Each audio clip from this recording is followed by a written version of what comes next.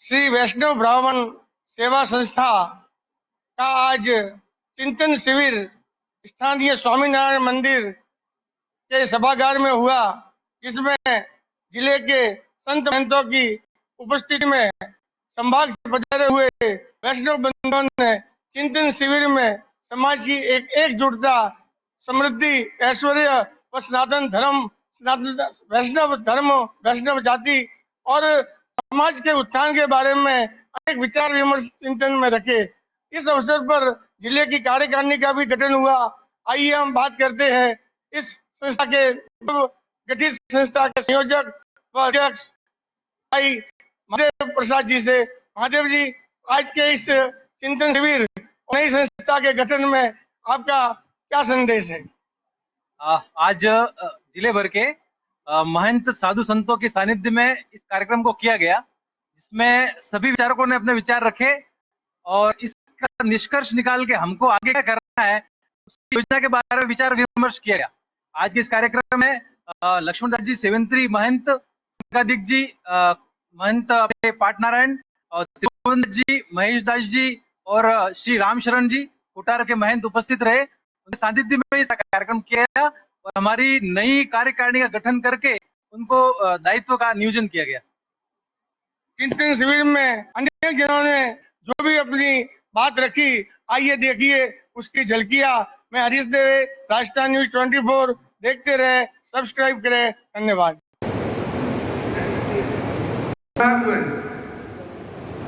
चेतन पुरुषोत्तम जी गुलाबगंज,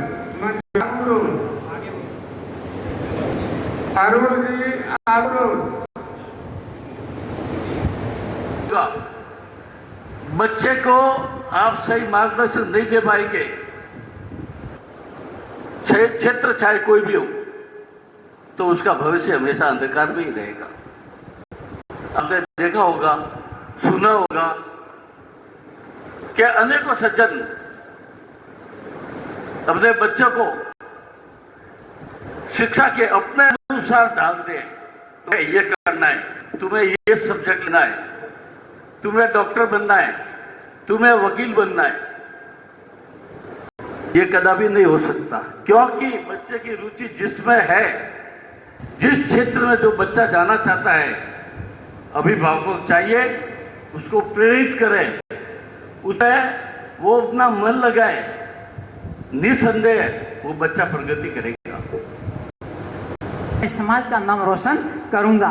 लेकिन मैं आपसे एक बात बताना चाहता हूं कि वैष्णव शब्द क्या है, मैं खूब अध्ययन क्या है कि वैष्णव अपने आप में कोई छोटा शब्द नहीं है। पूरे संसार के अंदर, भारत के अंदर जो वैष्णव संप्रदाय है वो उच्च कोटि की है और हिंदू धर्म में जो सर्वोत्तम स्थान है वो वैष्णव का है। आपको किसी से डरने की आवश्यकता नहीं है।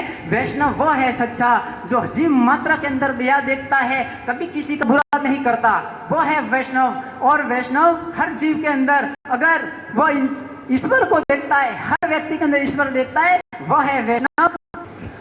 अपना जो बच्चा है, चाहे वो लड़का या लड़की है, वो किशोर अवस्था में है, पढ़ाई कर रहा है, अपन जिस धंधे से, व्यवसाय से, नौकरी पेशा से जुड़े हुए हैं, अधिकतर अपना ध्यान उस ओर रहता है।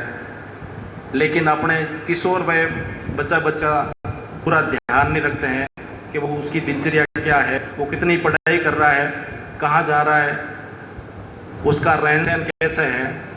तो प्रथम परिवार में सबसे प्रथम गुरु माता पिता ही अभी पहले बताया गया था और है। माता सर्वप्रथम तो मैं ये कहना चाहूंगा, जो बुजुर्ग लोग हैं, जो समाज की धरोहर है, नई पीढ़ी को आगे करने में कदापि संकोच न करे।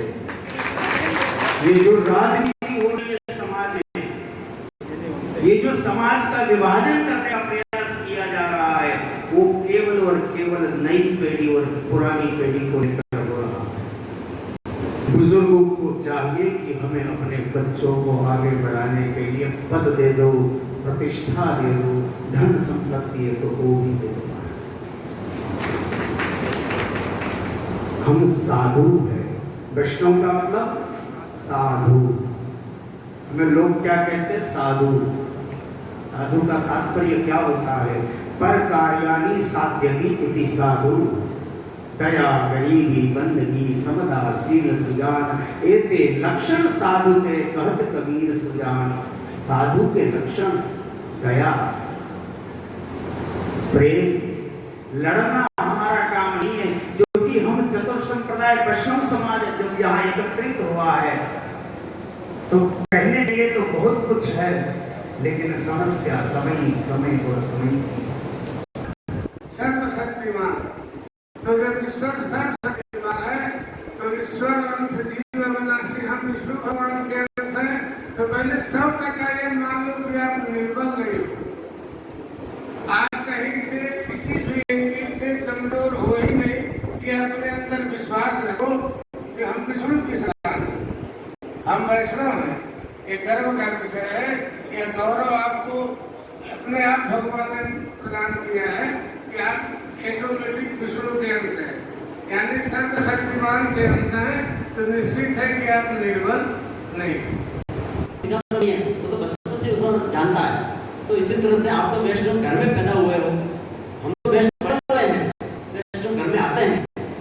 कोई उनके से जो वैष्णव घर का शरीर है, लेकिन सभी वैष्णव बनते हैं और आप उस परंपरा में तिलक स्वरूप उनके आचार विधता उसमें पालन करते हैं। तो मेरा कहने का मतलब ये है कि आज ये आयोजन रखा है कि वैष्णव चिंतन का मतलब ये कि वैष्णव कैसे इस धरती में कैसे जिया जाता है, अपनी परंपराएं क्या है, अपन कौन थे, अपने पूर्वज कैसे थे, उनका आचार विचार कैसा था, उनका रहन सहन, उनका खान पान।